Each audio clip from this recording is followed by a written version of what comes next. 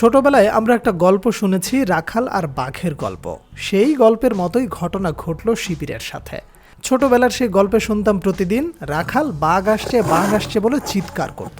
মানুষ তার বাঁচাইতে দৌড়ায় আসার পর সে দাঁত কেলায় হাসি দিয়ে মাসুর গোলাঠির মতো কইত, कैसा लगा मेरा मजाक।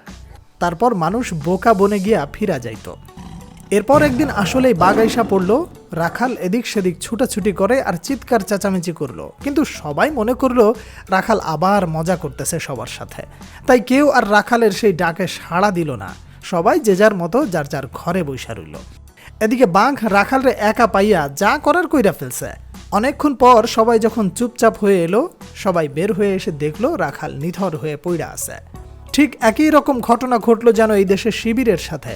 দেশে যা কিছুই হইতো, প্রতিদিন কোনো না কোনো এমপি মন্ত্রী এসে বলতেন এসব জামাত শিবিরের কাজ।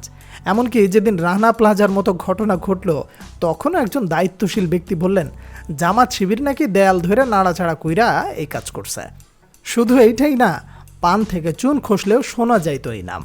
অথচ দিনের পর দিন এমনভাবে চলার পর যখন একদিন সত্যি সত্যি দেশে শিবির আইসা পড়ল, তখন শিবির শিবির বইলা চিৎকার চেঁচামেচি শুরু হইল, কিন্তু কেউ আর বিশ্বাস করতে চাইল না।